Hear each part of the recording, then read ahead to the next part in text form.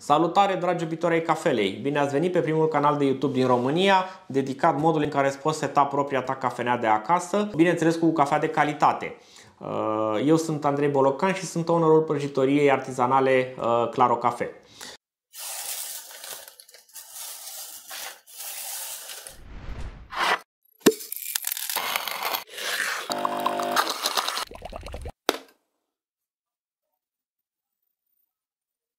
O să discutăm în episodul de astăzi un subiect legat de partea de gust. Da? Am atins, ați văzut că în filmuleț încercăm să atingem mai multe tipuri de în filmulețele noastre încercăm să atingem mai multe tipuri de subiecte. Discutăm și parte tehnică de preparare, discutăm și parte teoretică, iar în partea teoretică vrem să mergem și pe zona de gust, pentru că dacă nu încercăm să cultivăm un pic partea de gust și să încercăm să îi convingem pe oameni să fie atent la gustul lucrurilor pe care le consumă, nu doar cafea, nu câștigăm mare lucru. Deci trebuie să educăm gustul, da? Trebuie să educăm metodele de preparare, trebuie să educăm gustul și trebuie să înțelegem anumite lucruri pe care noi le facem în prepararea cafelei, ce impact au, da? De asemenea, trebuie să ne uităm un pic și la nu știu, la big picture, adică în ce epocă suntem, în ce val al cafelei, cum tehnologia, cum impactează preparatul cafelei,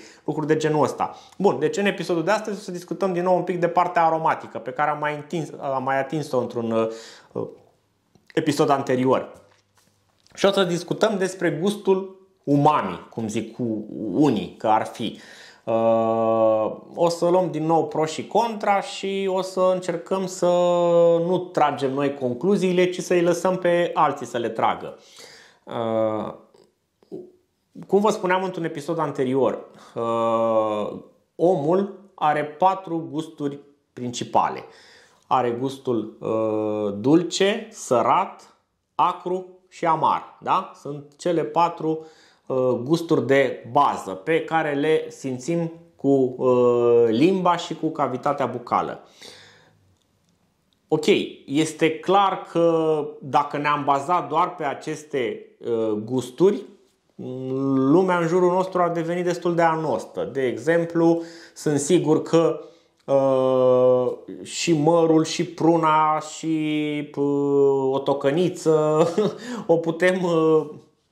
Dacă ne uităm doar la acești 4 descriptori, n-am avea foarte mare variație și puteți face un exercițiu foarte simplu și anume puteți gusta din lucruri diferite. Probabil că fructele sunt cel mai la îndemână sau un suc sau ceva, da? Deci gustați dintr-un măr, gustați dintr-o pară și apoi faceți același lucru ținându-vă de nas, da? Deci practic în momentul în care te ții de nas, aveți grijă să nu faceți accidente, dar în momentul în care te ții de nas, practic blochezi partea de miros, de aromă, da? Și o să vedeți că lucrurile devin foarte anoste, adică dacă între un strugure și un măr sau între un măr și un suc de cireșe există o diferență foarte mare la o gustare clasică, în momentul în care blocăm nasul, o să vedeți că lucrurile se aplatizează foarte mult și o să ne dăm seama că unul e un pic mai acrișor sau poate altul un pic mai dulce. Dar cam atât. De ce? Pentru că limba și cavitatea bucală face doar acele 4 lucruri sau identifică doar acele 4 gusturi. În rest, complexitatea este dată de zona retronazală, adică practic miros și până în spate bulbul nazal care se intersectează cu zona gâtului. Deci practic paleta aromatică a unui obiect a unui produs pe care noi îl mâncăm, a unui aliment, este dat mai mult de zona de aromă și de miros, da?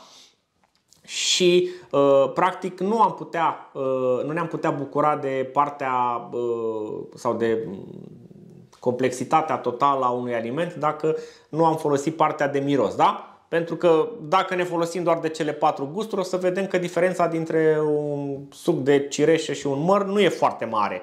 Dar dacă folosim toate simțurile, inclusiv partea retronazală, o să vedem că lucrurile sunt total diferite. Bun.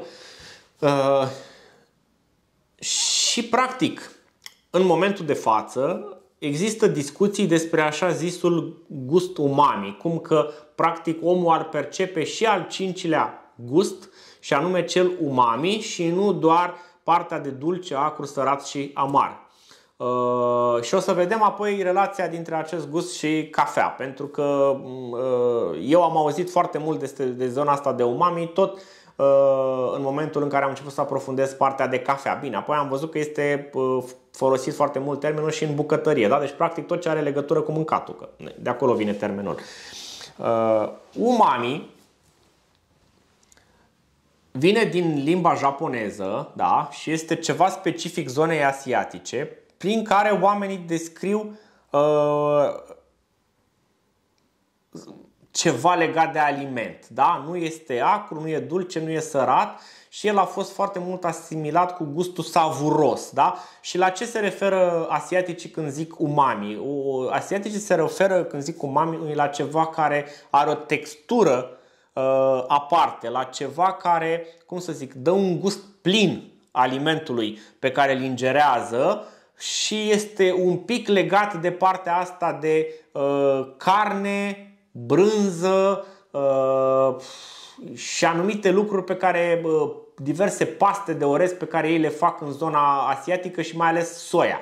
Da? Deci zona asta de soia, de carne, carne de pește, brânză, ciuperci, chestii care au o textură și un gust destul de pronunțate. Da? Și atunci se pare că de fapt acest lucru nu este neapărat un gust, ci este mai mult o caracteristică a unui aliment. Și o să vedem că el este descris și separat și diferit în funcție de cultură. De exemplu, europenii folosesc termenul respectiv, adică în momentul în care descriu un aliment, folosesc termenul de umami foarte mult pentru alimentele procesate.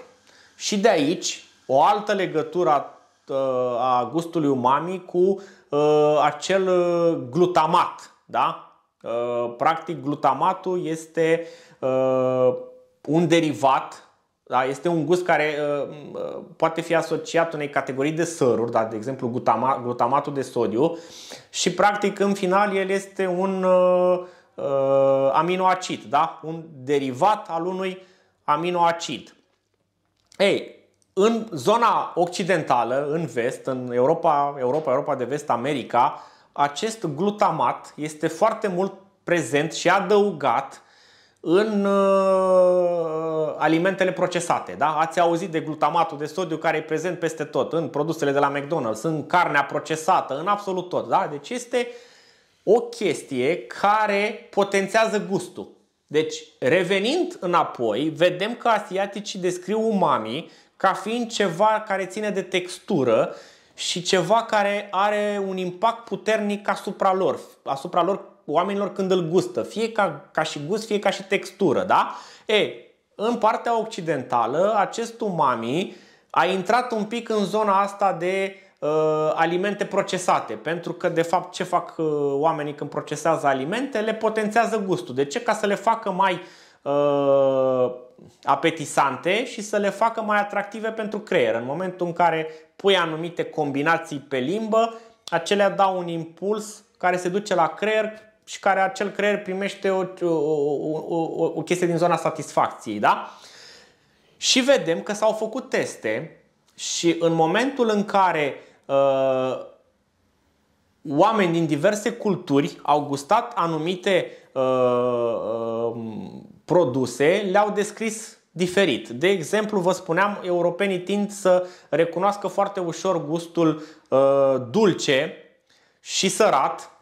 De ce? Pentru că zahărul se folosește foarte mult sau produsele, zahărul, nu neapărat zahărul ca și produs, ci zahărul ca și componentă alimentară. Da? Și tot ce e dulce și tot ce e sărat se folosește foarte mult în industria alimentară europeană ca și potențiator de arome. De aici și acel glutamat de sodiu, care de fapt este o sare, da? Care se introduce în diverse alimente. Sarea, gustul de dulce, sărat, sunt chestii care sunt foarte folosite în Europa ca și potențiator de aromă și motiv pentru care europenii îl descoperă foarte ușor. Dar dacă mergem în Asia, o să vedem că asiaticii sunt mai puțin obișnuiți, mai ales cei care provin din zonele astea în care se pune totuși accent pe mâncarea tradițională. O să vedeți că ei au probleme în a identifica gustul dulce și sărat, dar în schimb recunosc foarte ușor noțiunea asta de umami, da? Adică, de ce? Pentru că ei sunt mult mai concentrați pe gustul tradițional și mai puțin pe alimentele care procesează gustul și care procesează alimentele procesate care au potențiator de aromă, da? Deci noi folosind zahăr și sărat în exces, le identificăm mai ușor. Ei care nu folosesc foarte mult zahăr și foarte mult sărat au probleme în a le identifica foarte ușor, în a spune ce sunt, nu neapărat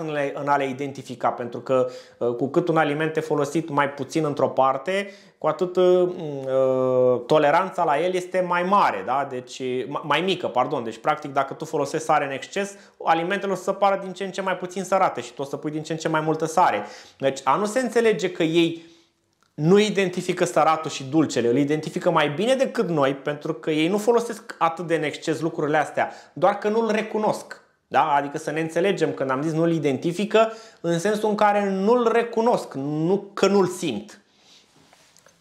Pe partea cealaltă, noi nu ne pricepem foarte mult să identificăm textura, pentru că dacă e sărat și dulce, este foarte bun din punctul nostru de vedere. Da? Deci, dintr-o dată, cele două, nu știu cum să zic, culturi, cel occidental și cel asiatic, înțeleg termenul diferit. Ambele îl percep ca fiind ceva bun pentru gust, da? Este ceva extra, este de aici și ideea de gust savuros pe care îl acceptă și asiaticii, îl acceptă și europenii. Deci este ceva ce aduce savoare, da? Doar că la unii vine din modul în care este gătit și preparat, iar folosind potențialul natural al produsului, iar în zona occidentală el vine mai mult din zona asta de procesare, da? Și așa s-au unit ele. Bun, ce legătură are umami și cafeaua? Apoi, dacă e să ne uităm la asiatici, iar descrie umami ca fiind ceva plăcut în cafea. În schimb, europenii, dacă ne uităm la zona asta de sărat, de soia, de carne, de procesare, e clar că nu are ce căuta în zona de cafea. Și oricum glutamatul nu este prezent. Deci această componentă, acest glutamații liberi și acest tip de aminocid nu este prezent în cantitate mare în cafeaua verde. Deci teoretic el nu are ce să caute nici în cafeaua prăjită. Și atunci zona asta de umami este practic o percepție oarecum că ceva nu e în regulă în cafea, da? Pentru că noi fiind parte din cultura vestică europeană și bazându-ne pe principiile și descrierile de aici, în momentul în care descriem o cafea ca fiind umami, este clar că nu o descriem ca pe ceva plăcut, pentru că noi o legăm de zona aia de procesat, o legăm de zona aia de cafea, carne, de brânză, care nu are ce să caute în cafea și plus că ea nu are potență de a dezvolta acest gust natural, da? Și atunci, de regulă, în zona de cafea, acest lucru nu este văzut ca ceva pozitiv. Este de obicei rezultatul unei prăjiri defectuoase, fie prea light, în momentul în care lucrurile nu s-au dezvoltat și atunci avem ceva din zona asta de, nu știu, baked, cereale, așa, din zona de cereale, pardon, sau dacă intrăm în zona de baked, adică practic în momentul în care pentru o perioadă lungă de timp temperatura în camera de prăjire s-a păstrat constantă, da? Deci în momentul în care avem așa pe curba de prăjire de la 30 de secunde până la un minut, deci minim 30 de secunde, în momentul în care avem ceva flat, așa, care nici nu crește, nici nu scade, da? Aceea dă un gust de baked, de copt, care în zona de degustare a cafelei este descris ca fiind ceva așa umami. Adică not ok. Da? Deci, trăgând o concluzie după toate aceste informații, vedem că de fapt umami nu este neapărat un gust, sau nu în cazul europenilor, este mai mult o percepție de celelalte gusturi și în momentul în care gustăm un aliment, îl percepem ca fiind umami diferit în Asia și diferit în Europa, iar în zona de cafea și de băuturi el nu este un gust plăcut, pentru că dacă, din nou, este atribuit produselor în care acest gust apare mai frecvent, și anume carne, brânză, ciuperci, soia, acele lucruri nu au ce să caute într-o cafea care merge pe o paletă aromatică de fructat floral, da?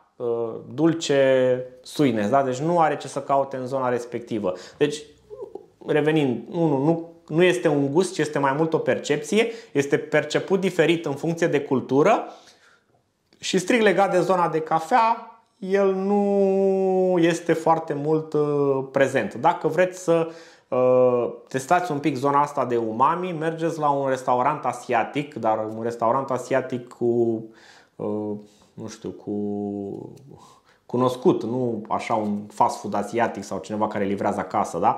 Mergeți la un restaurant asiatic, chinezesc, japonez, vietnamez și gustați produsele lor tradiționale pe bază de pește, diverse sosuri și vedeți percepția pe care o aveți în gură în momentul în care gustați alimentele respective și cumva separați-vă un pic de dulce, amar, acru și sărat și o să vedeți că o să-l descoperiți ușor, ușor și cu puțin antrenament. În rest, e bine să nu-l găsiți foarte mult în cafea. Sper că vi s-a părut interesant subiectul de astăzi. Dacă da, lăsați-ne un comentariu. Dacă nu sunteți de acord cu noi, lăsați-ne un comentariu. Distribuiți filmulețul prietenilor și cunoscuților. Și între timp vă așteptăm pe Facebook, pe Instagram și pe www.clarocafe.ro. Numai bine!